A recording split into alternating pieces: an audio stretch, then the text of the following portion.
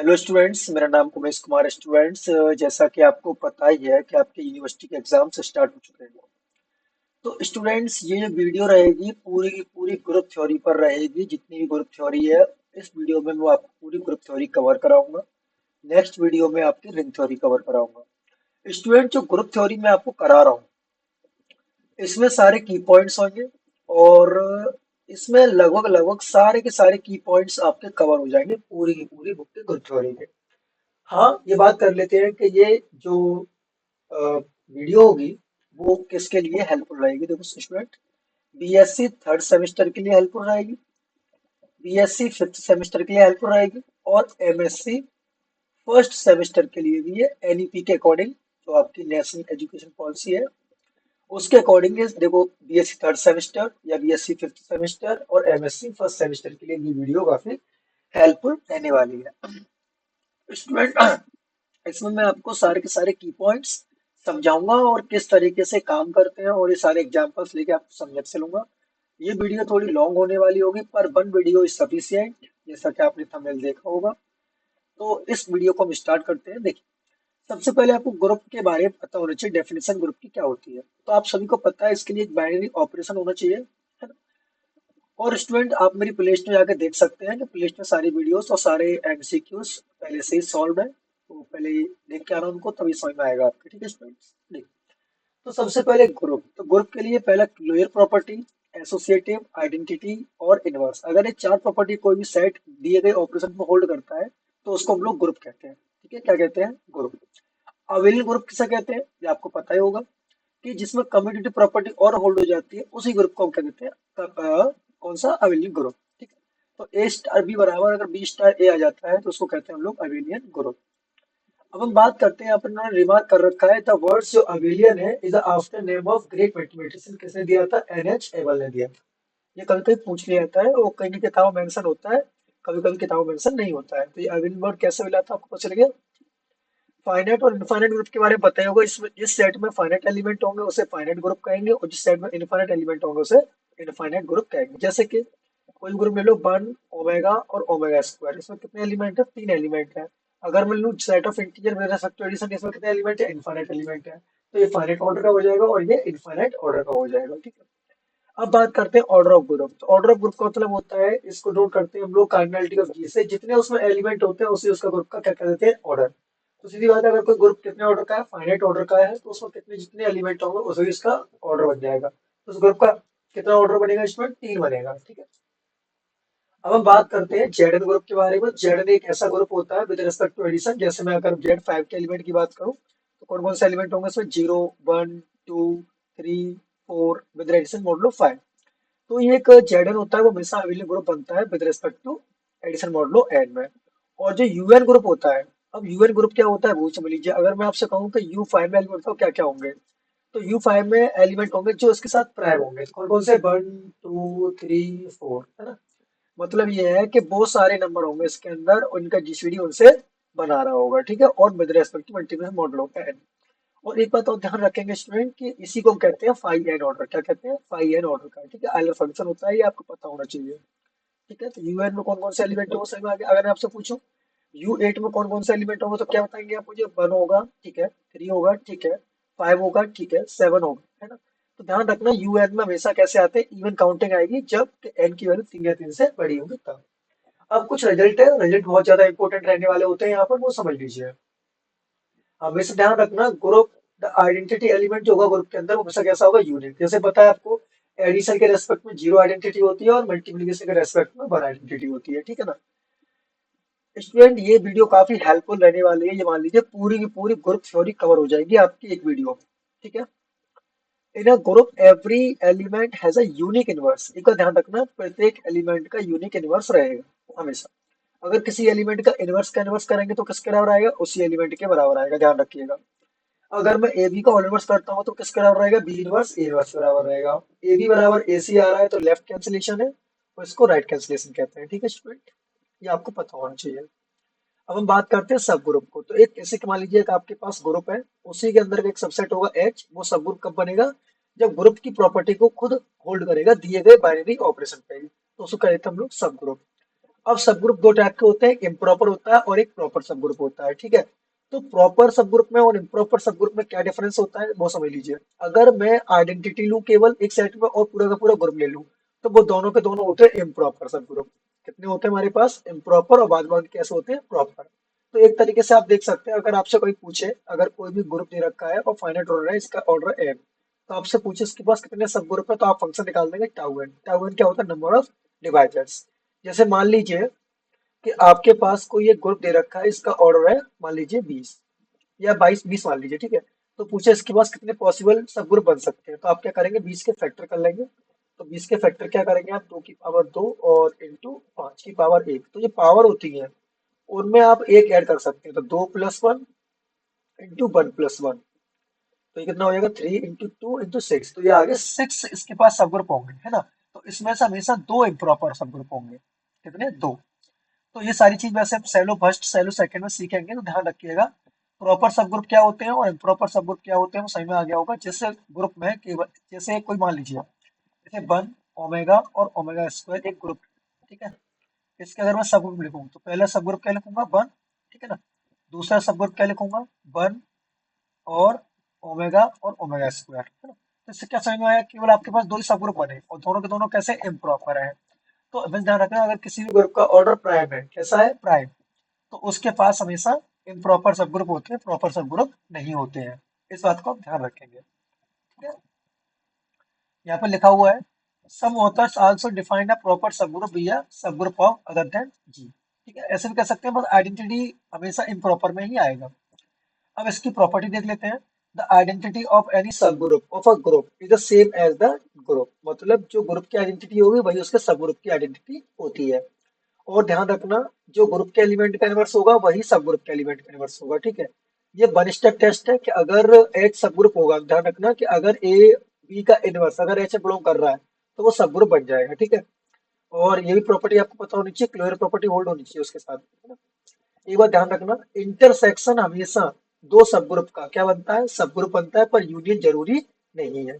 Union जब बनेगा, कब बनेगा, जब H1 कंटेन करे H2 में या फिर H2 कंटेन करे H1 में, ठीक है। ध्यान रखना, इंटरसेक्शन ऑलवेज बनता है, यूनियन जरूरी नहीं है।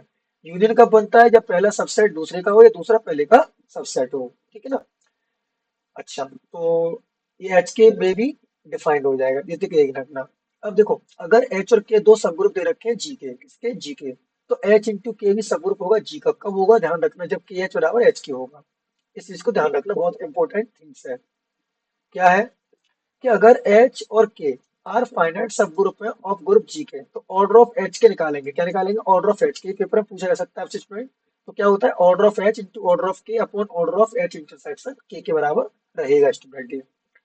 अब बात करते हैं, अगर जी बी या ग्रुप है और एच कोई सब ग्रुप है, तो एक्स एच इनवर्स निकालेंगे, तो वो भी एक सब ग्रुप होना चाहिए स्टूडेंट, ठीक है ना। इस चीज को आप लोग ध्यान रखेंगे। अब हम करते हैं इसकी प्रॉपर्टीज की बात में। तो पहले बात करते हैं ऑर्डर ऑफ एन एलिमेंट। तो मैं एलिमेंट की पावर कितनी करूं, अगर कोई मल्टीप्लिकेशन के रेस्पेक्ट में तो कितनी पावर करूं कि आंसर एक आ जाए। और अगर मैं एडिशन के रेस्पेक्ट में करूं तो उस नंबर को कितनी बार जोड़ूं कि आंसर जीरो आ जाए, तो वही उसका क्या हो जाएगा, ऑर्डर हो जाएगा, ठीक है ना। इस चीज को आप ध्यान रखेंगे, है ना। अच्छा, अब इसकी प्रॉपर्टीज के ऊपर आ जाते हैं। जैसे इसको मैं एग्जांपल समझा देता हूँ आपको। जैसे मान लीजिए आपके पास कोई Z5 ग्रुप है विद रेस्पेक्ट टू एडिशन, ठीक है। Z5 कौन कौन से एलिमेंट होंगे, 0 1 2 3 4, with respect to addition modulo 5 होगा, है ना। तो मैं जीरो को, तो जीरो खुद की आइडेंटिटी ऑर्डर होता है, जीरो का वन हमेशा आइडेंटिटी का ऑर्डर कितना होता है, वन। अब मैं वन को कितनी बार जोड़ूं कि आंसर जीरो आया, तो 5 बार जोड़ दीजिए, है ना। तो वन का ऑर्डर 5 हो जाएगा, दो का ऑर्डर 5 हो जाएगा, तीन का ऑर्डर 5 हो जाएगा, चार का ऑर्डर 5 हो जाएगा, इस तरीके से। अब हम बात करते हैं कि हाँ, ऑर्डर ऑफ की प्रॉपर्टी क्या रहती है। तो अगर ए की पावर m बराबर e आ रहा है, तो कब आएगा, जब मल्टीपल होगा किसका, n का। ध्यान रखना, अगली प्रॉपर्टी ये है कि अगर g कोई भी फाइनाइट ग्रुप है और a बिलोंग कर रहा है g में, तो ऑर्डर ऑफ a हमेशा डिवाइड करेगा अपने ग्रुप के ऑर्डर को।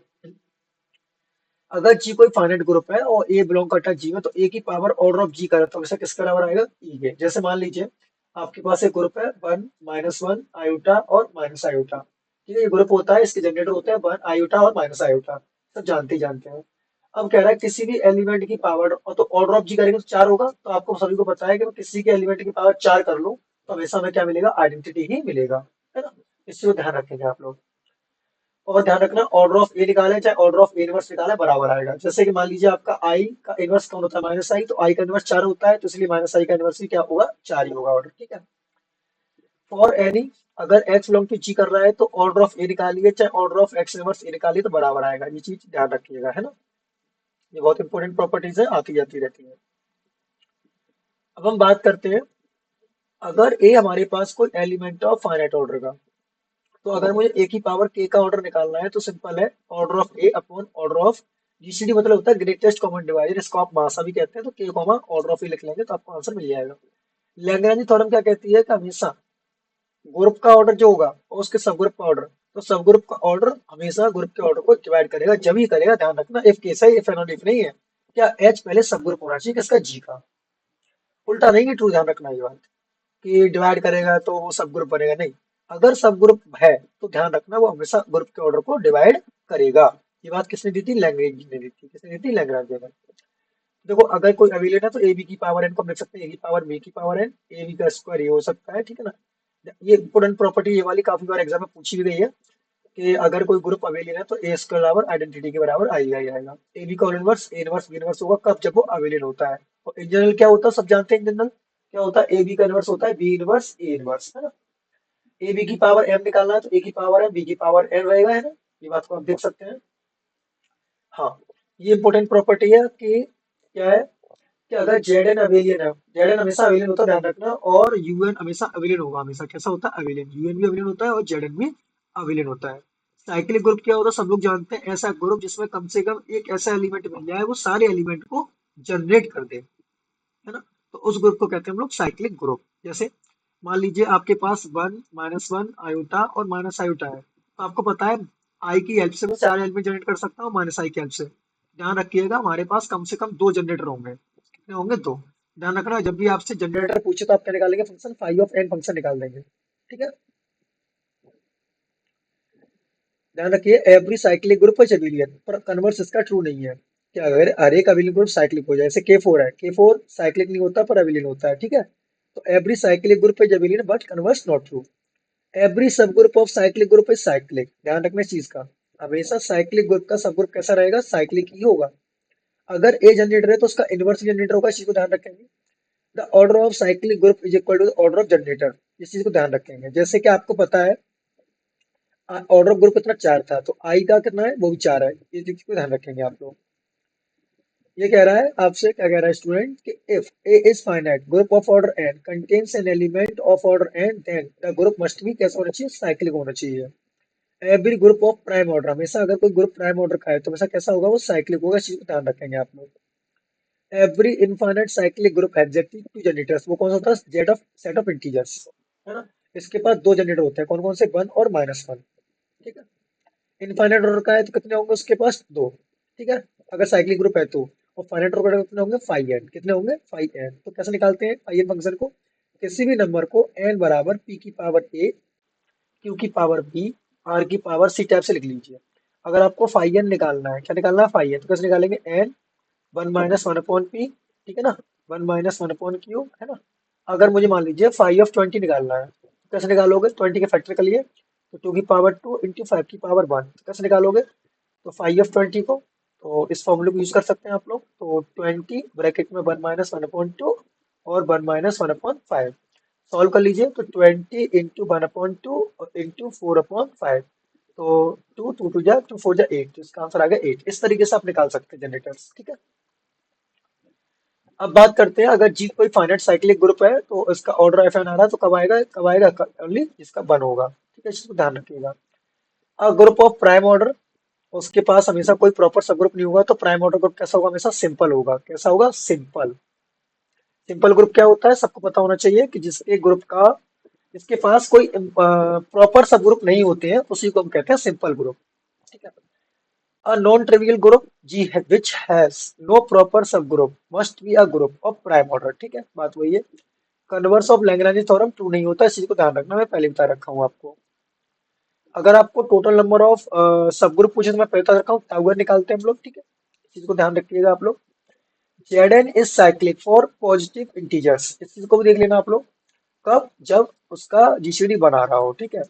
यूएन साइक्लिक कब होगा, ध्यान रखना इस चीज को, जब एन के लिए या तो 1 हो या 2 हो या 4 हो या पी की पावर एम टाइप की हो या इस टाइप की हो, तो वो हमेशा साइक्लिक होगा, अदर ऑलवेज साइक्लिक नहीं होगा। इस चीज को दिमाग में डाल लेना आप लोग, ऑलवेज साइक्लिक नहीं होगा। जैसे U7 है, अब U7 साइक्लिक नहीं होगा क्योंकि आप इस फॉर्म में नहीं लिख सकते आप इसे, है ना। ऐसे ही U2 की power n is not cyclic का जब n की वैल्यू 2 या 2 से बड़ी होगी, 3 या 3 से बड़ी होगी। जैसे U ऑफ, जैसे देख लीजिएगा अपने हिसाब से, है ना, सिंपल है ये तो। सेंटर ऑफ ग्रुप जानते होगे, इसमें बहुत सारे एलिमेंट आते हैं जो हर एक एलिमेंट के साथ कंप्यूट कर जाते हैं। तो कंप्यूट करने का मतलब क्या हुआ, अवेलियन हुआ। कैसा हुआ, अवेलियन। तो ध्यान रखना, अगर कोई ग्रुप अवेलियन है तो उसके सेंटर में सारे के सारे एलिमेंट आ जाएंगे। अगर नॉन अवेलियन है तो उसमें वही एलिमेंट आएंगे जो हर एक एलिमेंट के साथ कंप्यूट कर रहे होंगे। क्या कर रहे होंगे, कंप्यूट कर रहे होंगे। तो सेंटर ऑफ ग्रुप क्या होता है, ध्यान रखना, सब ग्रुप होता है। सेंटर ऑफ ग्रुप निकल के आएगा वो कैसा होगा, सब ग्रुप। जैसे एग्जांपल ले लीजिए, तो 1 -1 आयोटा और माइनस आयोटा ग्रुप होता है विद रिस्पेक्ट टू मल्टीप्लिकेशन। मुझे सेंटर के एलिमेंट निकालने हैं, इसके कितने होंगे। 1 भी हर एक के साथ कंप्यूट करता है, -1 भी करता है, आयोटा भी करता है, तो माइनस आयोटा भी करता है, तो ये भी एक क्या बना, सब ग्रुप ही तो बना, है ना। अगर जी अवेलियन है तो उसके सेंटर में सारे के सारे एलिमेंट आ जाएंगे। इस चीज को ध्यान रखिएगा, बहुत इंपॉर्टेंट बात है ये तो, है ना। और ये भी आपको पता होनी चाहिए, Z n U n are abelian, तो इसलिए इनके सेंटर बराबर होते हैं। अगर जेड एन का सेंटर निकालना जेड एन ही होगा और यूएन का सेंटर निकालना तो यूएन ही होगा। अब के फोर ग्रुप क्या होता है, समझ लीजिए। के फोर ग्रुप ऐसा ग्रुप जिसमें 4 एलिमेंट हो और प्रत्येक एलिमेंट अपने आप का इनवर्स हो, है ना, उसे बोलते हैं के फोर। और के फोर कभी भी साइक्लिक नहीं होता, इस चीज को ध्यान रखना। तो के फोर ग्रुप क्या होता है, ऐसा ग्रुप जिसमें 4 एलिमेंट हो और प्रत्येक एलिमेंट अपने आप का सेल्फ इनवर्स हो, है ना। इस चीज को ध्यान रखना। उम्मीद है कि ये वाले पॉइंट आपको समझ में आ गए होंगे। अब बात करते हैं हम लोग परमुटेशन की। इसकी बात करते हैं परमुटेशन की। तो ध्यान रखना, परमुटेशन डेफिनेशन क्या होती है, अ बर्बन onto mapping from a set to itself is called a permutation. क्या कहलाता है ये, परमुटेशन कहलाता है, ठीक है ना। ध्यान रखना, अगर कोई एस परमुटेशन है उसके पास, ध्यान रखना एस एन कोई परमुटेशन है उसके पास टोटल परमुटेशन होंगे फैक्टोरियल एन। उसमें से फैक्टोरियल n/2 होंगे इवन और फैक्टोरियल n/2 होंगे बच्चों आपके पास ऑड। तो इवन वाला होता है उसी को बोल देते हैं हम लोग अल्टरनेटिंग ग्रुप। क्या बोल देते हैं, अल्टरनेटिंग ग्रुप। इस चीज को ध्यान रखिएगा, ठीक है। तो उन्होंने बोला है, ये बात लाइन क्लियर हो गई होगी आपके। अब बात करते हैं S2। तो देखो, 2 में कितने होंगे, 2 परमुटेशन ये रहे। 3 में कितने होंगे, 6, 1 2 3 4 5 6, क्योंकि फैक्टोरियल 3 होने चाहिए, है ना। अब बात करते हैं साइक्लिक परमुटेशन की। तो साइक्लिक परमुटेशन क्या होता है, एक एलिमेंट को फिक्स करो, दोबारा से रिपीट करके वहीं पर आ जाए तो उसे बोलते हैं साइक्लिक परमुटेशन। लेंथ आप सबको पता है, लेंथ कैसे निकलना है, मान लीजिए कि 1 2 पे जा रहा है, 2 3 पे जा रहा है, 3 4 पे जा रहा है, 4 5 पे जा रहा है ना। और 5 जो है वो 1 पे जा रहा है ना। एक 5 5, तो इसकी लेंथ निकालेंगे तो कैसे निकालेंगे, 1 2 पे जा रहा है, 2 देखो 1 गया 2 पर और 2 गया 3 पर, 3 गया 4 पर और 4 गया 5 पर और 5 गया 1 पर। तो कितनी लेंथ आ गई इसकी, 1 2 3 4 5, है ना। इसी को ध्यान रखेंगे आप लोग। ट्रांसपोजिशन क्या होती है, ऐसी साइकिल जिसकी लेंथ 2 होती है। ऐसी साइकिल जिसकी लेंथ 2 होती है उसे ट्रांसपोजिशन कहते हैं। अगर किसी साइकिल की लेंथ n है तो उसके पास कितनी ट्रांसपोजिशन होती है, इसी को ध्यान रखना, n-1 ट्रांसपोजिशन होती है, ध्यान रखिएगा इस बात को। कितनी होती है, n-1। डिसजॉइंट साइकिल क्या होती है, इनमें कोई एलिमेंट कॉमन ना हो, उसे हम लोग डिसजॉइंट साइकिल कहते हैं, है ना। अब बात करते हैं हम लोग सिमेट्रिक ग्रुप की। तो S2 में 2 एलिमेंट होते हैं, इसी को ध्यान रखना। S3 में 6 एलिमेंट होंगे। S4 में फैक्टोरियल 4, यानी कि 24 एलिमेंट है ये आपके। Disjoint cycle always commute with each other, ये बहुत इंपॉर्टेंट पॉइंट है। अगर जब भी कम्यूट करेगी जब वो आपकी कैसी होगी, डिसजॉइंट। और नॉन डिसजॉइंट साइकिल मे और मे नॉट भी कम्यूट, तो वो कर भी सकती है और नहीं भी कर सकती। वो जब भी करेगी जब एक दूसरे का वो इनवर्स होगा, है ना। और यहाँ पर लिखा है inverse of a cycle can be obtain by reversing, मतलब ये रो का कॉलम, कॉलम का रो कर देंगे हम लोग, नहीं सॉरी, फर्स्ट रो को सेकंड रो में लिख देंगे, सेकंड रो को फर्स्ट रो में लिख देंगे, तो आपको उसका इनवर्स मिल जाएगा। और मैंने ये सारे एमसीक्यू करा रखे हैं, आप अगर देखना चाहें तो वीडियोस में जाके देख सकते हैं, है ना। हाँ, order of n cycle is n, हमेशा ध्यान रखिएगा। और सिग्मा बराबर ये परमुटेशन दे रखे हैं, अगर डिसजॉइंट साइकिल और ऑर्डर ऑफ सिग्मा निकालना है तो इन सबका आप क्या ले लेंगे, एलसीएम ले लीजिएगा, तो आपको उन सबका ऑर्डर मिल जाएगा। Every permutation can be express the product of disjoint cycle, ये भी लाइन याद रख सकते हैं आप लोग। अब इवन परमुटेशन और ऑड परमुटेशन क्या होता है, ऐसी परमुटेशन जिसके पास अगर इवन ट्रांसपोजिशन है तो उसे इवन परमुटेशन कहेंगे। अगर उसके पास और ट्रांसपोजिशन है तो उसे ऑड परमुटेशन कहते हैं। एक तरीका और है, हम लोग इन्वर्जन के थ्रू भी बता सकते हैं। तो इन्वर्जन निकालते कैसे वो समझ लीजिए। देखो, जैसे वन है तो पहले तो उसे असेंडिंग ऑर्डर में लिख लेंगे, लिखा हुआ है पहले से। तो वन के नीचे कौन है? टू। टू से छोटे एलिमेंट इधर कितने हैं? ये देखो पहले, टू से छोटा कोई है एक। तो हमारे पास दो वन का इन्वर्जन कितना आ गया? एक आ गया, ठीक है। अब बात करेंगे दो का इन्वर्जन निकालना है। दो के इन्वर्जन में कौन है? तीन। दो की मैपिंग कौन है? तीन। तो तीन के राइट हैंड साइड चेक करो, तीन के राइट हैंड साइड में तीन से छोटे एलिमेंट कितने हैं? तो एक ही है, तो इसलिए एक आ जाएगा। ऐसे करके सबका इन्वर्जन निकाल देंगे, सबको जोड़ देंगे। अगर ये नंबर इवन आया तो इवन परमुटेशन है, अगर ऑड आया तो ये ऑड परमुटेशन है। आई होप कि आपको समझ में आ गया होगा। जैसे सिंपल है, कुछ नहीं करना होता है। वन की मैपिंग देखो टू, और टू के राइट साइड देखो कितने एलिमेंट टू से छोटे हैं, तो वही उसका इन्वर्जन हो जाता है। जैसे मैं छह का चेक करूँ तो छह का मैपिंग कितनी? पांच। तो पांच के राइट साइड में कितने एलिमेंट है जो छोटे हैं? एक ही तो एलिमेंट है ऐसा, तो इसलिए छह की इन्वर्जन एक आई होगी। देखो ये रही ना। इन सारी इन्वर्जन को आप जोड़ देंगे, अगर जोड़ने पर इवन आया तो इवन परम्यूटेशन, ऑड आया तो ऑड परम्यूटेशन, है ना। आप ऐसे भी चेक कर सकते हैं। देखो, वन का जा रहा है टू पर, और टू जा रहा है थ्री पर, है ना। और थ्री जा रहा है वन पे, बंद करो। फिर फोर जा रहा है आपका सेवन पे, और सेवन जा रहा है फोर पे, ठीक है। फाइव जा रहा है सिक्स पे, और सिक्स जा रहा है फाइव पे, ठीक है।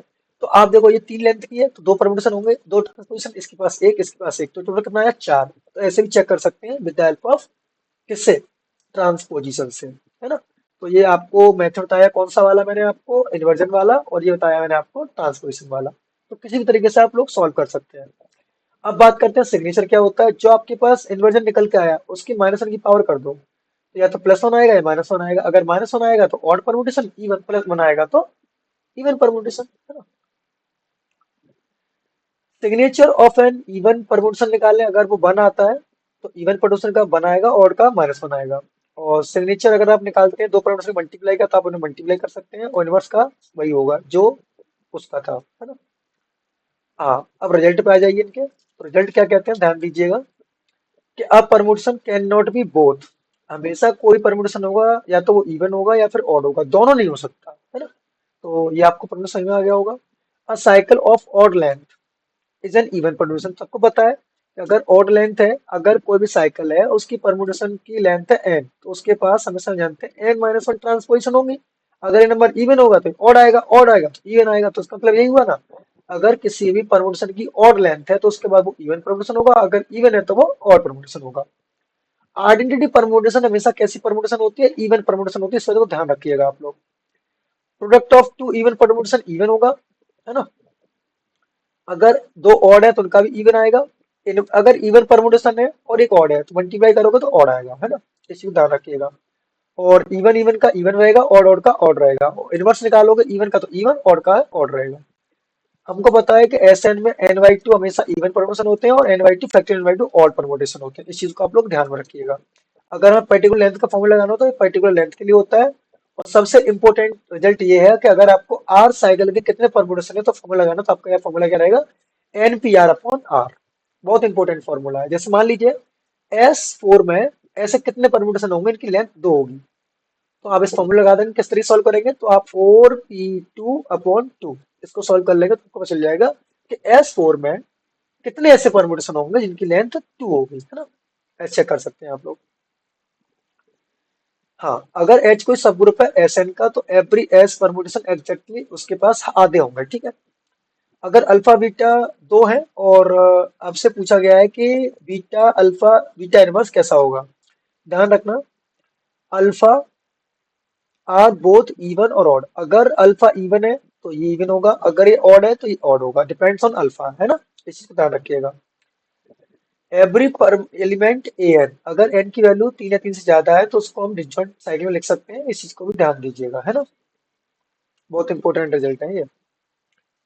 अगर एस वन के सेंटर में कितने एलिमेंट होंगे? एस वन ही होंगे। एस टू के सेंटर में दो एलिमेंट होंगे। अगर दो से ज्यादा हो गया तो एस एन के सेंटर में हमेशा एक एलिमेंट होगा, वो है आइडेंटिटी, ठीक है।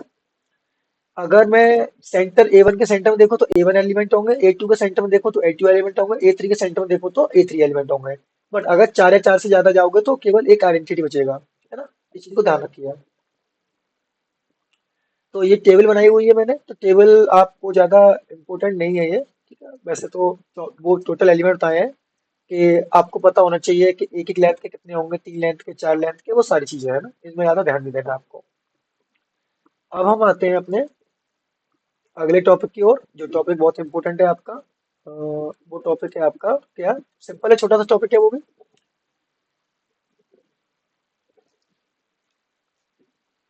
Yes, exactly this is the product of group. तो अगर आपके पास कोई बहुत सारे ग्रुप दे रखे हैं तो उनका आपको प्रोडक्ट करना है, तो उनके एलिमेंट का प्रोडक्ट होता है, इस चीज को ध्यान रखिएगा आप लोग। मतलब ये है कि आपको अगर दो ग्रुप का प्रोडक्ट करना है तो आप करस्पॉन्डिंग एलिमेंट का प्रोडक्ट कर दीजिए, तो आपको ग्रुप का प्रोडक्ट मिल जाएगा आपको, है ना। तो अगर आपको ऑर्डर निकालना है तो उनके सबका अलग अलग ऑर्डर निकाल के देख सकते हैं। अगर जीवन जी टू साइक्लिक है तो जीवन क्रॉस जी टू भी साइक्लिक होगा, ये इंपॉर्टेंट पॉइंट है। वो कब होगा, जब ऑर्डर ऑफ जीवन और ऑर्डर ऑफ जी टू कैसे होगा, को प्राइम। इस चीज को ध्यान रखना। आपसे पूछे कि G two cross G four cyclic है, जरूरी नहीं है, पर इनका जीसीडी कितना है, वन, तो वो को प्राइम होना चाहिए। को प्राइम होगा तो वो कैसा होगा, साइक्लिक होगा। इस चीज को ध्यान रखना है ना। इससे ज्यादा सोचने वाली बात नहीं है। देखो जैसे इधर रखा है कि हमसे ऑर्डर पूछे किसका आइसोमॉर्फिक होगा, या आइसोमॉर्फिक वाले क्वेश्चन पूछ सकता है फिफ्थ सेमेस्टर में सबसे ज्यादा, कि Z m cross Z n किसका आइसोमॉर्फिक होगा, जेड एम एन के। जैसे मान लो जेड सेवन और क्रॉस जेड थ्री पूछा है तो किसका आइसोमॉर्फिक हो जाएगा, हम कह देंगे किसका आइसोमॉर्फिक होगा, जेड ट्वेंटी वन के, है ना। इन सब का मल्टीप्लाई ये देख सकते हैं, को प्राइम है तो ये है। हाँ ध्यान रखना, यू टू आइसोमॉर्फिक होगा यू वन के, यू फोर आइसोमॉर्फिक होगा यू टू के। ये भी बहुत इंपॉर्टेंट रिजल्ट है, इस चीज को ध्यान रखना, लिख लेना इनको, मतलब ये है। हाँ, अगर पी प्राइम है और इज एन ऑड प्राइम, ठीक है, ध्यान रखिए, इवन प्राइम के लिए नहीं बात कर रहा मैं, टू से बड़ा प्राइम होना चाहिए, है ना। तो ध्यान रखना, अगर आप u और p की पावर n ऑर्डर का ग्रुप है, वो किसके आइसोमॉर्फिक होगा, z और फाइव और p की पावर n। और सब जानते हैं फाइव और p की पावर n की जो वैल्यू होती है वो कितनी होती है, p की पावर n माइनस p की पावर n माइनस वन। ये इंपॉर्टेंट रिजल्ट है बहुत ज्यादा, इस चीज को ध्यान रखना, लिख लेना आप इसको। यूएन साइक्लिक कब होगा, ये पहले बता दिया था मैंने आपको, या तो वन ऑर्डर का हो, टू का हो, या फोर का हो, या p की पावर m टाइप का हो, है ना। इस चीज को भी आप देख सकते हैं, इसमें इतना इंपॉर्टेंट है। अब आगे चलते हैं स्टूडेंट हम लोग बहुत इंपॉर्टेंट टॉपिक की तरफ। बहुत ही ज्यादा इंपॉर्टेंट है, हाँ।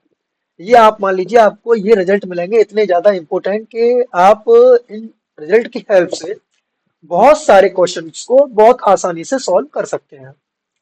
क्या है देखिए, पी थ्योरम क्या कहती है कि अगर कोई भी ग्रुप प्राइम ऑर्डर का है तो हमेशा कैसा होगा, साइक्लिक होगा। इस चीज को दिमाग में डाल लीजिए। मतलब जी जो होना चाहिए जेड पी के आइसोमॉर्फिक होगा तो वो कैसा होगा, साइक्लिक। तीन पॉइंट होगा, अगर किसी भी ग्रुप का ऑर्डर पी स्क्वायर है, कैसा है, पी स्क्वायर है, तो वो हमेशा अबेलियन होगा।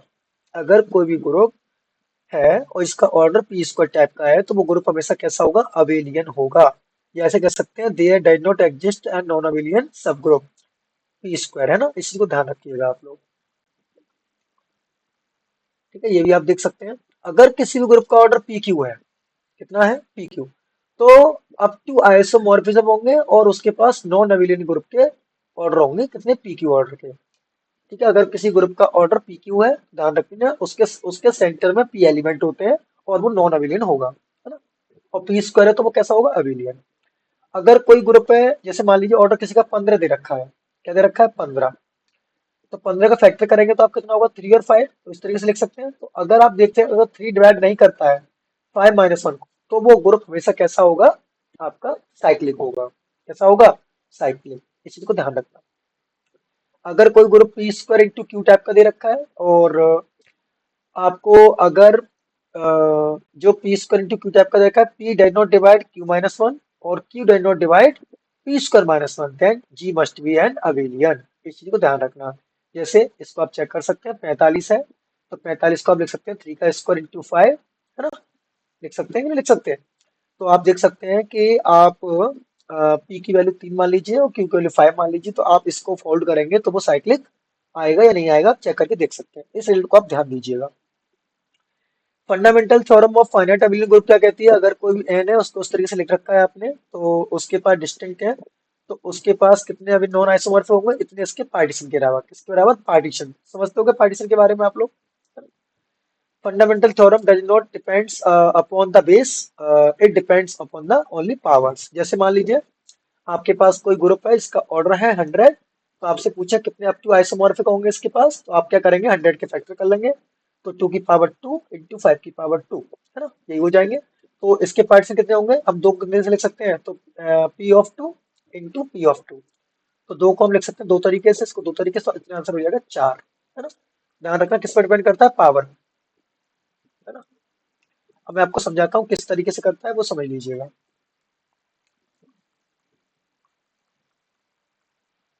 ठीक है। अब हम बात करते हैं इम्पोर्टेंट, बहुत ही इंपॉर्टेंट टॉपिक आ गया स्टूडेंट, ये आपका जो है नॉर्मल सब ग्रुप और क्वेश्चन ग्रुप। ठीक है। तो नॉर्मल सब ग्रुप के बारे में जानते ही होंगे, इसमें लेफ्ट कोसेट और राइट कोसेट बराबर आ जाते हैं, उस ग्रुप को हम नॉर्मल सब ग्रुप कहते हैं। तो कोसेट्स के बारे में पता होना चाहिए आपके पास। अगर एच कोई सब ग्रुप है किसी ग्रुप जी का, तो एच में अगर हम कोई भी एलिमेंट कंप्यूट कर दें, तो जो आपको सेट मिलते हैं उन्हीं को हम कहते हैं कोसेट्स। क्या कहते हैं? कोसेट्स। तो रिजल्ट क्या है कोसेट के? अगर एच कोई भी सब ग्रुप है जी का, तो एच मतलब लेफ्ट कोसेट राइट कोसेट अगर बराबर एच के आ रहा है, तो इफ एंड ओनली इफ कब, जब ए बिलोंग कर रहा होगा एच में। दूसरा पॉइंट है, अगर ए एच बराबर बी एच आ रहा है, तो ए एच इंटरसेक्शन कैसा होना चाहिए? उनका 5 होना चाहिए। ये आपके पॉइंट है, पढ़ लीजिएगा, इनमें कुछ ज्यादा है नहीं है, बस आते बहुत इंपॉर्टेंट है, ध्यान रखिएगा। इनको आप पढ़ लेना, बहुत ही ज्यादा इंपॉर्टेंट है। अगर हाँ इंडेक्स निकालना हो आपको, क्या निकालना हो? इंडेक्स। तो इंडेक्स कैसे निकालते हैं? ऑर्डर ऑफ जी में अगर हम डिवाइड देते हैं ऑर्डर ऑफ एच का, तो वो आपको इंडेक्स मिल जाएगा, है ना। अगर डिफरेंट कोटेक्स कितने हैं उसके, मान लीजिए आपसे पूछे कि अगर आपके पास किसी ग्रुप का ऑर्डर है 5 या 25 मान लीजिए, और इसके सब ग्रुप का ऑर्डर दे रखा है मान लीजिए 5, तो इसके पास कितने कोसेट होंगे? तो आप ध्यान देना, आप इसके से डिवाइड दे देंगे तो आंसर कितना है? 5। उसके पास 5 कोसेट्स होंगे। जितना इंडेक्स निकल के आएगा उतने उसके पास क्या होंगे? कोसेट्स होंगे। इस चीज को आप दिमाग में डाल लीजिए। अगली बात आती है नॉर्मल सब ग्रुप की। तो नॉर्मल सब ग्रुप क्या होता है? आप ध्यान दीजिए, जो सब ग्रुप जिसके लेफ्ट कोसेट और राइट कोसेट बराबर आ जाते हैं या फिर अभिन्न हो जाता है, तो उसको हम कहते हैं नॉर्मल सब ग्रुप। और नॉर्मल सब ग्रुप में ध्यान रखना, प्रॉपर नॉर्मल सब ग्रुप होते हैं और एक इम्प्रॉपर नॉर्मल सब ग्रुप होते हैं। अब बात करते हैं सिंपल ग्रुप की। तो ऐसा ग्रुप जिसके पास कोई भी प्रॉपर नॉर्मल सब ग्रुप ना हो, तो उस ग्रुप को कहते हैं हम लोग सिंपल ग्रुप। कैसा कहते हैं? Simple group. और हमेशा प्राइम ऑर्डर का ग्रुप जो होता है वो कैसा होता है बच्चों? सिंपल होता है। कैसा होता है? सिंपल। इस चीज को भी दिमाग में डाल लीजिएगा। अब बात करते हैं अल्टरनेटिंग ग्रुप ए एन, वो हमेशा सिंपल होता है। आपको मैं बता दूं जरा कि अगर कोई भी ए एन दे रखा है, तो ये हमेशा नॉन अविलिन होगा कब? जब एन की वैल्यू 4 या 4 से ज्यादा होगी। ठीक है। और एस एन कब होता है? जब 3 या 3 से ज्यादा होगी। ठीक है। तो इसलिए अगर ये नॉन अवेलिन है तो सिंपल तो नहीं होंगे, है ना। तो इसलिए सिंपल होते हैं हमेशा ये, है ना। A four is not a simple group because it has a proper normal subgroup. इस चीज को ध्यान रखिएगा। और हाँ, के फोर जो होता है sub group of is called K four group, है ना। रिजल्ट देख लीजिए इसके ऊपर। A sub group H of a group G is normal if and only if, जब इसके बिलोंग करता हो। एवरी सब group of every group is normal, इसी को ध्यान रखना। पर उसका कन्वर्स ट्रू नहीं है। हाँ, एक बात और ध्यान रखना, इंटरसेक्शन अगर इसका निकाले नॉर्मल सब ग्रुप का, तो नॉर्मल आता है। और यूनियन जरूरी नहीं है, इसी को ध्यान रखना। अगर एच के नॉर्मल है तो एच इंटू के भी नॉर्मल होगा। अगर एच नॉर्मल है जी का और के का, तो एच इंटू के भी सब ग्रुप होगा किसका? जी का। तो ये सारी चीज आप देख सकते हैं ना, इंपॉर्टेंट चीजें हैं, एक बार इनको नोट कर लेना, आपके काफी काम आ सकती हैं। सेंटर ऑफ ग्रुप की बात करें हम लोग, तो सेंटर ऑफ ग्रुप में बता दिया आपको कि वो सारे एलिमेंट जो प्रत्येक एलिमेंट के साथ कम्यूट करते हो, तो उसे हम कहते हैं सेंटर ऑफ ग्रुप। ठीक है। तो हमेशा सेंटर ऑफ ग्रुप हमेशा नॉर्मल भी होता है और सब ग्रुप भी होता है। ठीक है, इसी को ध्यान रखना। और जी अगर अबेलियन है तो उसका सेंटर ग्रुप उसके पूरे के बराबर आ जाएगा। अब बात करते हैं क्वेश्चन ग्रुप की।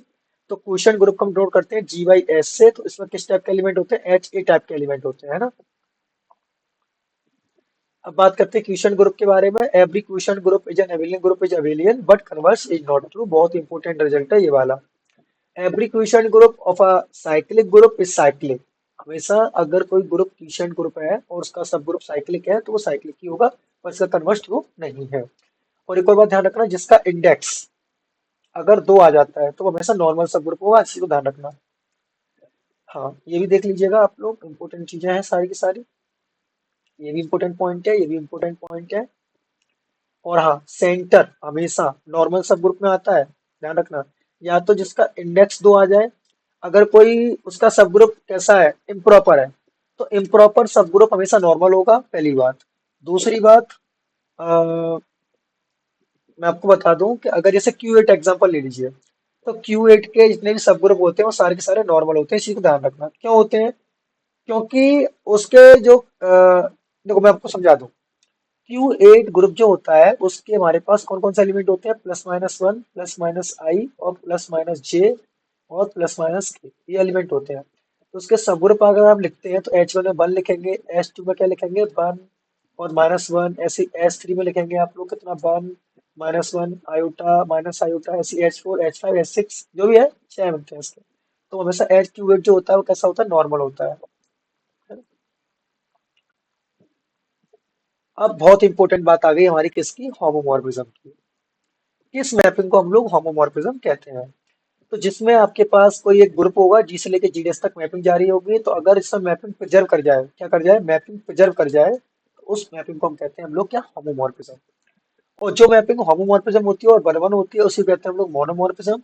और जो मैपिंग होमोमॉर्फिज्म और ऑन टू होगी उसे कहेंगे एपीमॉर्फिज्म। जो मैपिंग वन वन और ऑन टू हो जाएगी, होमो होगी, तो उसे बोलेंगे आइसोमॉर्फिज्म। और जो मैपिंग अपने आप का होमो हो जाएगी तो उसे कहते हैं हम लोग एंडोमॉर्फिज्म। इस 4 पॉइंट को लिख लीजिएगा आप लोग, काफी हेल्प दे सकते हैं आपको ये पॉइंट, है ना। अब बात करते हैं कर्नेल। तो कर्नेल में क्या आते हैं, कर्नेल में वो सारे डोमेन के एलिमेंट होते हैं। कर्नेल में वो सारे डोमेन के एलिमेंट होते हैं जो कोडोमेन की आइडेंटिटी पे जाके, किस पे, कोडोमेन की आइडेंटिटी पे जाके मैप होते हैं, उसे हम कहते हैं कर्नेल। क्या कहते हैं स्टूडेंट, कर्नेल। तो इसकी कुछ प्रॉपर्टीज हैं वो देख लीजिए कि एफ ऑफ ई अगर ई डैश आएगा तो आइडेंटिटी आईडी मैप होगी, इनवर्स इनवर्स पे होगा, डोमेन का जो ऑर्डर होगा वही कोडोमेन का ऑर्डर होगा, इस चीज को ध्यान रखना, है ना। अगर मैपिंग होमोमॉर्फिज्म रखी है तो आइडेंटिटी आईडी मैप होती है, इनवर्स इनवर्स मैप होता है, ऑर्डर ऑर्डर पे मैप होता है, ऑर्डर ऑफ ए अगर एन है तो उसको डिवाइड करेगा। और अगर एफ ए बी पे जा रहा है तो एफ इनवर्स बी ए के बराबर होगा कर्नल ऑफ एफ के। कर्नल ऑफ एफ हमें ध्यान रखना नॉर्मल सब ग्रुप होता है, कैसा होता है, नॉर्मल। एफ अगर वन वन है कब होगा, जब उसका कर्नेल है केवल एक ही एलिमेंट होगा। ये बहुत छठवां और सातवां पॉइंट बहुत ज्यादा इंपॉर्टेंट है। आठवें पॉइंट की बात करूं, अगर एच कोई भी हमारे पास सब ग्रुप दे रखा है किसका, जी का, then f of H is a sub group होगा हमेशा किसका, जी डैश का। क्यों होगा, सीधी बात है, इधर डोमेन है इधर कोडोमेन है, तो जो रेंज होगी वो हमेशा किसका सबसेट होगी, कोडोमेन का ही तो होगी, है ना।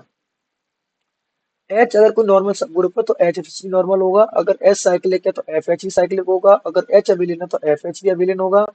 अगर ऑर्डर ऑफ कर्नेल का अगर एन आ रहा है तो अगर वन वन है तो वो उसके बराबर होगा, है ना। अगर ऑर्डर ऑफ एच एन है तो ऑर्डर ऑफ एफ एच भी हमसे डिवाइड करेगा। ये सारे पॉइंट आप लोग इनको घोर के पी लेना। ये बहुत सारे इंपॉर्टेंट पॉइंट्स हैं, इनको आप देख लीजिएगा, सीधे सीधे सवाल मिल जाते हैं आपको यूनिवर्सिटी के एग्जाम्स में। अगर मैं बात करूं आपको, अगर नंबर ऑफ सब ग्रुप निकाल होमोमॉर्फिज्म निकालना हो तो जेड एम से जेड एन तो बोलते हैं कितने, GCD of m comma N.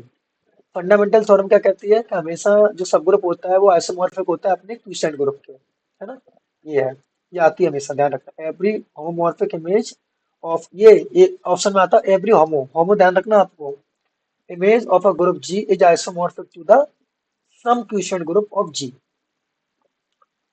अब बात करते हैं रिमार्क की, if F is onto, तो ध्यान रखना ये चीज का आइसोमॉर्फिक होगा।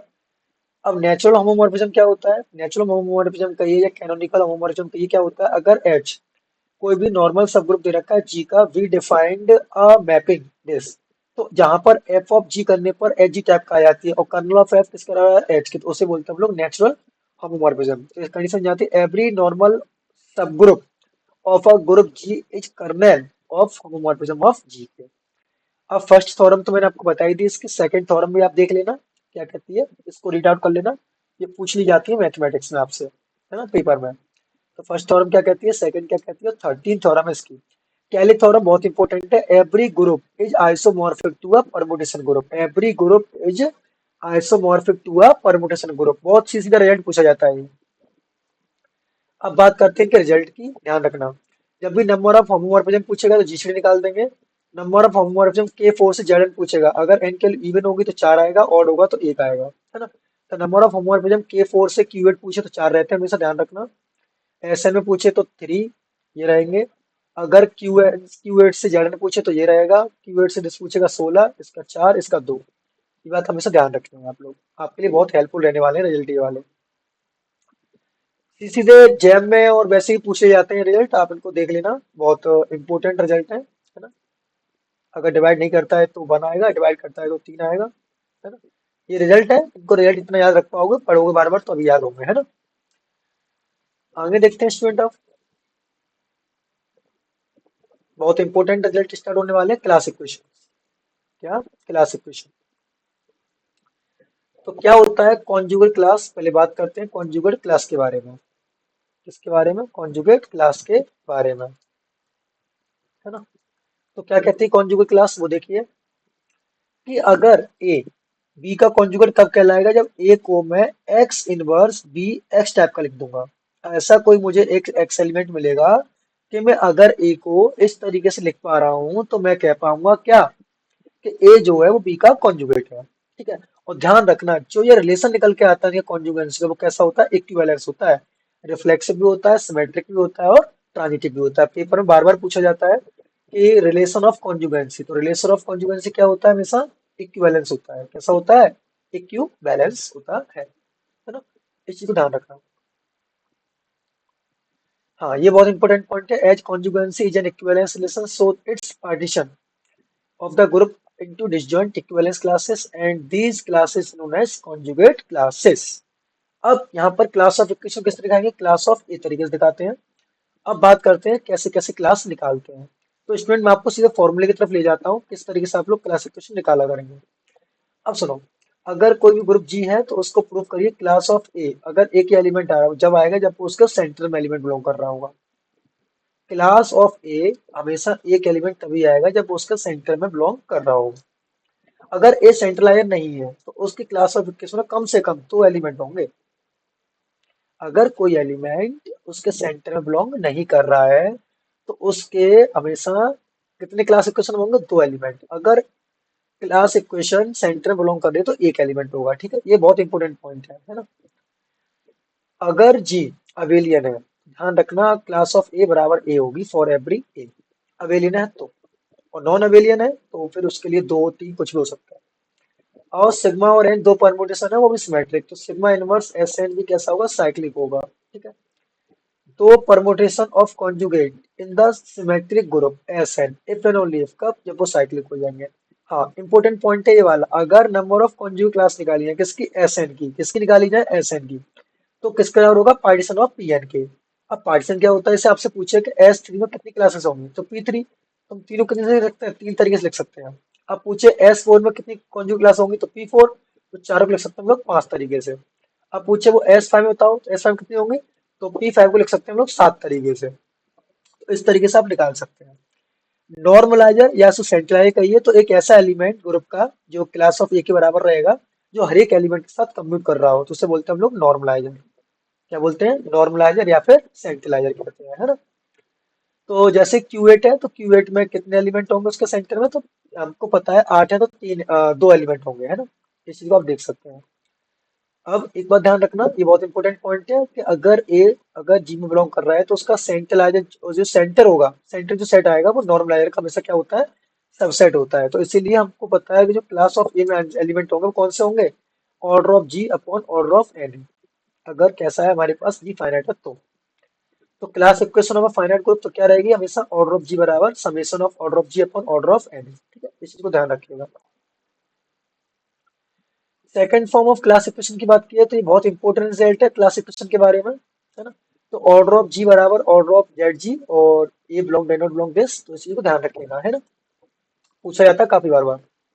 अब आ जाओ रिजल्ट पर, बहुत इंपॉर्टेंट रिजल्ट है, जैसे इंपॉर्टेंट एप्लीकेशन, बहुत इंपॉर्टेंट है। क्या है, अगर किसी भी ग्रुप का ऑर्डर पी की पावर एन टाइप का है, ठीक है, तो उसके और पी प्राइम है, ठीक है, तो उसके सेंटर में हमेशा एक से ज्यादा एलिमेंट होंगे।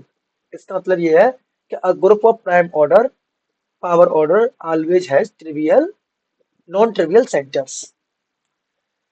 ठीक है। अब अगर किसी भी ग्रुप का ऑर्डर पी स्क्वायर तो अवेलियन होगा, तो अवेलियन होगा तो सारे के सारे सेंटर में एलिमेंट आ जाएंगे। ठीक है भाई, एबव थ्योरम देखो, 4 9 25 49 ये सारे के सारे कैसे अवेलियन है ना। हाँ, ये भी बहुत इंपॉर्टेंट रिजल्ट है, इतना इंपॉर्टेंट है कि मैं आपको बता नहीं सकता कि अगर कोई भी ग्रुप जी है और उसके पास पी की ऑर्डर का है, कितने ऑर्डर का है, पी की ऑर्डर का है, तो उसके सेंटर में कितने एलिमेंट होंगे, पी। और जी है देखो सेंटर में एलिमेंट होंगे पी, इसी को ध्यान रखना। और उसकी कॉन्जुगेट क्लास में कितने एलिमेंट होंगे, P square plus P minus one. मान लो किसी भी ग्रुप का ऑर्डर 27, उसके सेंटर में कितने एलिमेंट होंगे, तीन, है ना।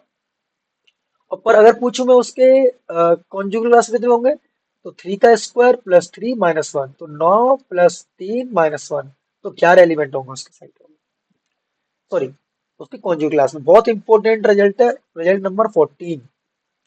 अब बात करते हैं normaliser of a sub group. तो एन ऑफ एस नोट करते हैं, सबको पता है लेफ्ट कोसेट राइट कोसेट बराबर आता है इसमें। सेंट्रलाइजर और नॉर्मलाइजर दोनों बराबर होते हैं, इन्होंने एक ही चीज दे रखी है ना। हाँ, अगर ये सब ग्रुप है तो एन ऑफ एच और सी एफ एच सब ग्रुप होंगे, तो नॉर्मलाइजर भी और सेंट्रलाइजर भी दोनों के दोनों क्या होते हैं, सब ग्रुप होते हैं। ठीक है, इस चीज को ध्यान रखना। ठीक है, बहुत इंपॉर्टेंट थिंग्स है ये। रिजल्ट नंबर 16 क्या कहता है ये, कि अगर एच कोई भी नॉर्मल सब ग्रुप है किसका, एच हमेशा एन एच का सब ग्रुप होगा और एच नॉर्मल है तो उसके बराबर होगा। टेबल ऑफ द क्लासिफिकेशन की बात करें, देखो मैंने आपको समझा ही रखा था। देखो, अगर कोई भी जेड एन है तो उसके सेंटर में कौन कितने होंगे, तो एन ही होंगे, ध्यान रखना। जेड वन अबेलियन है तो इसलिए एक होगा। जो भी अबेलियन, देखो हम सब जानते हैं जेड एन अबेलियन होता है, तो अबेलियन होगा तो उसका मतलब क्या है, उसके पास उसके सेंटर में क्लासिफिकेशन उतने एलिमेंट होंगे। अब जैसे मैंने बताया था एस थ्री नॉन अबेलियन है, उसके कितने होंगे, मैंने बताया था तीन होंगे। कौन कौन से होंगे, वन टू थ्री, है ना, क्योंकि तीन पार्ट से निकल के आएंगे उसके। तो ये आप इसको टेबल को समझ सकते हैं, काफी इंपॉर्टेंट टेबल है बेटा ये, है ना। क्यू एट में पूछे तो कितने होंगे, तो क्यू एट में आठ होंगे। देखो, दो चार पांच, तो क्यू एट में कितनी क्लास खत्म होती है, पांच। तो पिछली बार इन्होंने सीधा पूछ लिया था, तो आपको इंपॉर्टेंट क्या क्या है, देखो देखो, जब जेड दिखाई दे जाए तो उसके बाद एन है ना। अगर एस एन दिखाई दे जाए तो कितने होंगे उसके पास, पार्टीशन जितने हैं उसके उतने। और इनके अगर को प्राइम है तो उनका आपस में मल्टीप्लाई करके देख लो, है ना। तो ये सिंपल है थिंग्स, बहुत अच्छी थिंग्स है, इनको एक बार नोट डाउन जरूर कर लें और इनको समझने की कोशिश करें। अवेलियन है तो उतने ही होंगे, और नॉन अवेलियन है तो उनके लिए ट्रिक्स याद करनी है आपको, है ना। बहुत इंपॉर्टेंट थिंग्स है ये टेबल को आप लोग एक बार लिख लेना, आपके लिए बहुत हेल्पफुल रहने वाली है, बहुत हेल्पफुल है। ठीक है, अब बात करते हैं, बहुत इंपॉर्टेंट रिजल्ट है सेलोस थ्योरम। ये दिमाग थोड़ा खाएगी आपका, और इंपॉर्टेंट भी है सेलो थ्योरम। क्या है देखिए, तो सेलो थ्योरम क्या कहती है वो समझ लीजिए आप लोग ध्यान से, कि Cauchy theorem for finite abelian groups. अगर जी कोई भी फाइनाइट अबेलियन ग्रुप है, अगर पी डिवाइड करता है ऑर्डर ऑफ ग्रुप को, किसको डिवाइड करता है, ऑर्डर ऑफ ग्रुप को, तो p is prime, then there exist an element, तो पी की ए की पावर पी करने पर क्या आना चाहिए, आइडेंटिटी। तो ऑर्डर ऑफ ए क्या हो जाएगा, आपका पी हो जाएगा। ये कहती है कौची थ्योरम, है ना। एक सेकेंड स्टूडेंट।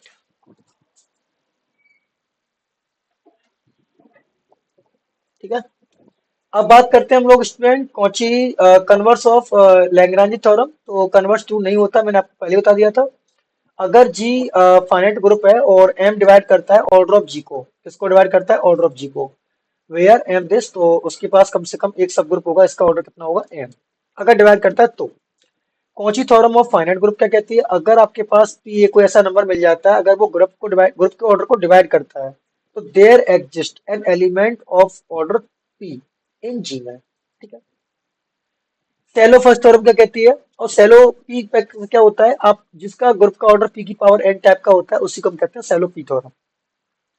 अब ये कहती क्या है, अगर पी प्राइम है और अगर पी की पावर एम डिवाइड करता है ऑर्डर ऑफ जी को, डिवाइड करता है किसको, ऑर्डर ऑफ जी को, where p m is a positive integer. ध्यान रखना क्या, तो जी के पास एक सब ग्रुप जरूर होगा, किस टाइप का, इसका ऑर्डर पी की पावर एम टाइप का है ना। बहुत इंपॉर्टेंट रिजल्ट है। Another statement of सेलोस first theorem क्या कहते हैं, ये कहते हैं कि अगर कोई भी पावर ऑफ प्राइम ऑर्डर है वो डिवाइड करती है, तो वही बात कही उन्होंने बार बार, यहाँ ध्यान ही देना है। हाँ, सेलो पी सब ग्रुप क्या होता है, जैसे टू सब ग्रुप पूछे, फाइव सब ग्रुप पूछे, तो कैसे निकालने हैं, अगर पी कोई भी हमारे पास प्राइम नंबर है और पी की पावर के अगर डिवाइड करता है ऑर्डर ऑफ जी को, और पी की पावर के प्लस वन डिवाइड नहीं करता है, then a number of the subgroup of order p की power k is called shallow p subgroup of order g। ये इतनी थिंग्स इंपॉर्टेंट थिंग्स है, इस चीज को अगर आप ध्यान से देखेंगे तभी आपको कन्वर्ट हो गई है। अभी मैं आपको एग्जांपल समझाऊंगा इसके, है ना। एक रिजल्ट क्या कहता है, कि अगर कोई भी एच है और इज अ सेलो पी सब group of G, then the proof that H inverse ये भी सेलो सब ग्रुप होगा। ये भी आप देख सकते हैं सेलो है ना। ये क्या कह रहा है, अगर कोई भी ए फाइनाइट ग्रुप है और G is a P group, if and only if जब ऑर्डर ऑफ जी किसका जा रहा है, पी की पावर एन टाइप का है। सेलो सेकंड थ्योरम क्या कहती है, कि अगर एनी टू सेलो पी सब group of a finite group G, are conjugates in G. कैसे होंगे? एक दूसरे के कॉन्जुगेट होंगे। हाँ, सेलो थर्ड थ्योरम बहुत इंपॉर्टेंट है। ये कहती है कि द नंबर एनपी, कितने सब ग्रुप होंगे, कितने ऐसे होंगे। तो सब ग्रुप निकालने के लिए, फाइनाइट ग्रुप के लिए, तो आपको वो एनपी क्या होगा, 1 + केपी होगा। और 1 + केपी अगर ग्रुप के ऑर्डर को डिवाइड करेगा, देन के इज नॉन नेगेटिव इंटीजर्स। ठीक है, ध्यान रखना। तो उसके पास एनपी उतने होंगे। अभी मैं आपको एग्जांपल समझाऊंगा तो समझ में आएगा। अ सेलो पी सब group of a finite group G is unique if and only if, कब? जब वो नॉर्मल होगा। कैसा होगा? नॉर्मल। सिंपल ग्रुप के बारे में जानते ही हैं आप लोग क्या, कि अगर कोई group is said to be simple जब वो नॉर्मल होता है। तो नॉर्मल के लिए क्या करना पड़ेगा आपको? जब उसके पास यूनिक सब ग्रुप होगा, तो वो हमेशा कैसा होगा? नॉर्मल। अब मैं आपको प्रूव करके बताऊंगा, देखो ध्यान से। रिजल्ट नंबर 10 क्या कह रहा है कि alternating group A N, alternating group A N अगर एन की वैल्यू 4 के बराबर नहीं है तो वाल्व कैसा होगा? सिंपल होता है। ठीक है। Sylow's test for normality, normal check करना हो तो कब क्या करेंगे? तो ध्यान से। अगर n कोई भी पॉजिटिव इंटीजर है दैट इज नॉट प्राइम, कैसा नहीं है? प्राइम नहीं है, and p be a prime divisor of n, if 1 is only divisor of n that is congruent of 1 modulo p, then there does not exist a simple subgroup of n। अभी मैं example कराऊंगा तब समझ में आएगा। To odd क्या कहता है? अगर कोई भी ग्रुप है, इसका ऑर्डर अगर आप 2n टाइप का लिख पा रहे हैं और n प्राइम है, तो ध्यान रखना, is not be a simple. Dart कह सकते हो, सिंपल नहीं होगा। जैसे मान लीजिए आपके पास कोई भी ग्रुप है 14 ऑर्डर का, तो आप इसे 2 × 7 फॉर्म में लिख पा रहे हो, 7 आपका ऑड नंबर है, तो वो कभी भी सिंपल ग्रुप नहीं होगा। है ना? ये सिंपल टेस्ट है, रिजल्ट नंबर 13। हाँ, जैसे इसको समझ सकते हैं, जैसे आपका 60 का है तो 20 × 60, है ना? ये चीज देख सकते हैं आप। जैसे कह रहा है कि बताइए कि ये 28 ग्रुप का ऑर्डर है, वो सिंपल नहीं है। तो 2 × 14, तो ये मेथड नहीं लगेगा इसमें। तो आप क्या करेंगे? सबसे पहले 28 के फैक्टर कर लीजिएगा। 28 के फैक्टर क्या आएंगे? 2 की पावर 2 × 7 की पावर 1।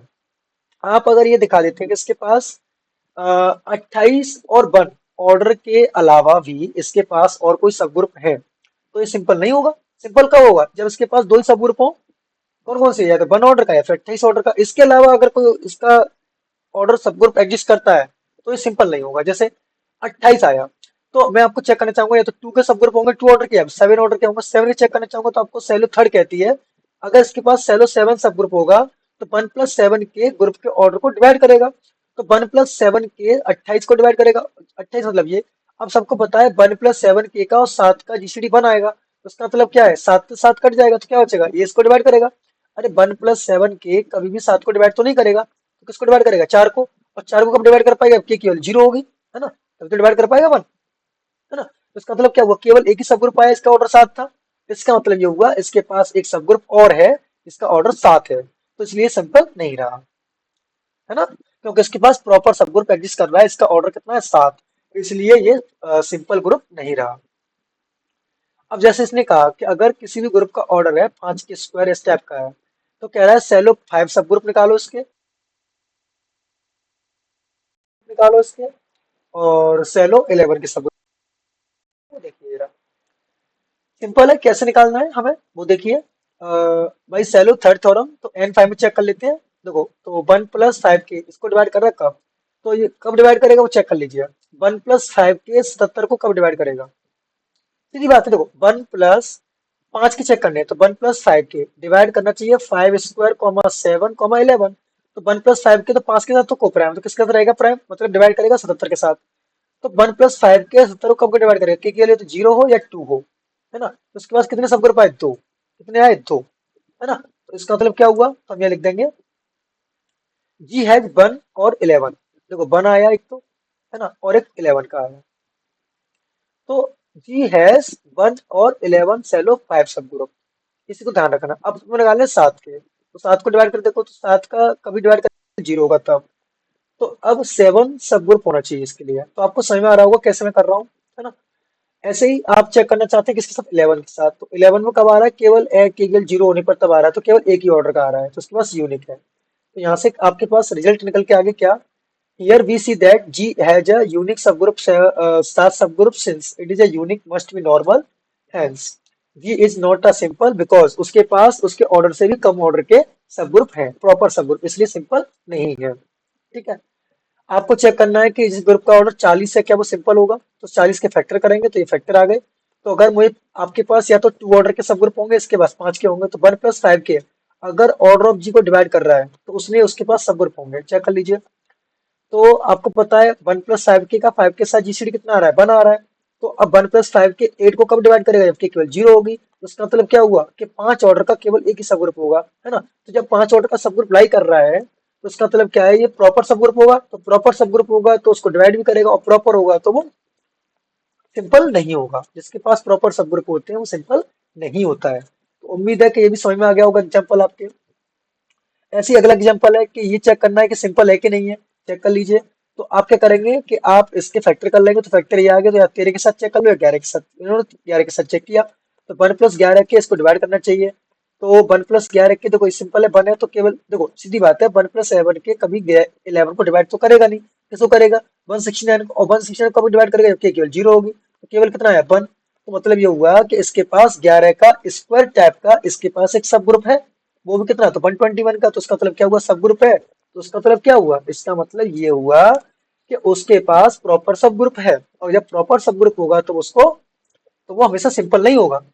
अगर किसी के पास प्रॉपर सब ग्रुप होते हैं तो वो सिंपल नहीं होता है, इम्प्रॉपर होंगे केवल तो वो सिंपल होता है ना। Some typical example of non simplicity of group, तो इन्होंने कुछ यूज किया है सिमिलर।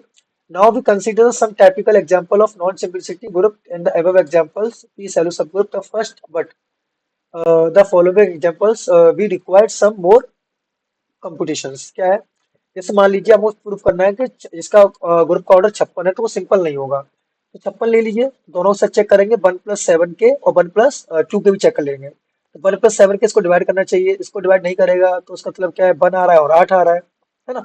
या तो 0 रखिए या फिर 1 रखिए, तो दो मिले आपको 1 और 8। तो उसका मतलब क्या हुआ, आपके पास दो सब ग्रुप है 1 और 8, इसीलिए सिंपल नहीं है। आ रही बात समझ में कि नहीं आ रही है। तो उम्मीद है कि आपको सिंपल देखना आ गया होगा कि लैग्रेंज थ्योरम से कैसे हम लोग चेक करते हैं। आप इसको भी चेक कर सकते हैं कि ऑर्डर ऑफ 30 वाला सिंपल नहीं होगा, तो 30 के फैक्टर करिए, 30 के फैक्टर ये आएंगे, तो या तो 1 + 2 के चेक करेंगे, या 1 + 3 के, या 1 + 5 के। तो उन्होंने पहले पहले 1 + 5 के चेक किया, तो उससे आपको 1 और 6 ऑर्डर के मिल गए, तो दो ही सब ग्रुप मिलेंगे तो सिंपल सिंपल नहीं होगा, आगे चेक मत करिए, है ना। इसके बाद दो सब ग्रुप तो है, एक तो 1 ऑर्डर का, एक 30 ऑर्डर का, इसके अलावा अगर कोई आपको सब ग्रुप मिल जाता है तो ये सिंपल नहीं होगा, है ना। तो इस तरीके से आप लोग इसको देख सकते हैं। जैसे इन्होंने बोला है क्या, कि अगर कोई भी ग्रुप है इसका ऑर्डर p की पावर n है, प्रूव कर दीजिए उसके पास p की power n-1 is a normal सब ग्रुप ऑफ g। जैसे आपको चेक करना है क्या, कि सो दैट के ऑर्डर ऑफ p 108 कैसा है, सिंपल है, सिंपल होगा तो उसको वो डिवाइड कर रहा हो नहीं कर रहा होगा, देखो चेक कर लीजिए। इसको चेक किया तो 1 और 4, वी कंसीडर टू केसेस, तो nr1 या nr4 इसको डिवाइड कर रहा है, तो इसका मतलब है वो सिंपल जरूरी नहीं है कि सिंपल हो ही जाए। तो उम्मीद है कि ये भी समझ में आ गया होगा आपके, है ना। अब इसके कुछ रिलेट समझ लीजिए। जेड क्यू आर सी हमेशा ग्रुप होते हैं अंडर एडिशन। जेड एक ऐसा सब ग्रुप है, इसके पास दो जनरेटर होते हैं, 1 और -1। Q R C are not cyclic, हमेशा ध्यान रखना, ये भी चेक कर लीजिएगा आप लोग। आपको उम्मीद है कि ये वीडियो पसंद आएगी और इस वीडियो की हेल्प आपको मिल सकती है काफी, है ना। तो इस चीज को ध्यान रखिएगा। तो इसमें कितना ही है, और इस वीडियो को थोड़ा सा धीरे धीरे करके समझते चलिए, बहुत ही इंपॉर्टेंट वीडियोस है स्टूडेंट, थोड़ा पॉज कर करके देखते जाइए और लिखते जाइए इनके सारे की पॉइंट्स। उसके बाद अपना मॉडल पेपर की वीडियोस देखना, तो आपको बहुत सारी हेल्प मिलने वाली होगी स्टूडेंट्स। उम्मीद करता हूँ कि अगर आपको ये वीडियो पसंद आएगी तभी मैं आपके लिए रिंग थ्योरी पर एक वीडियो प्रोवाइड कराऊंगा आपको। ऐसे ही रिंग थ्योरी के सारे की पॉइंट्स मैं आपको समझा दूंगा स्टूडेंट्स।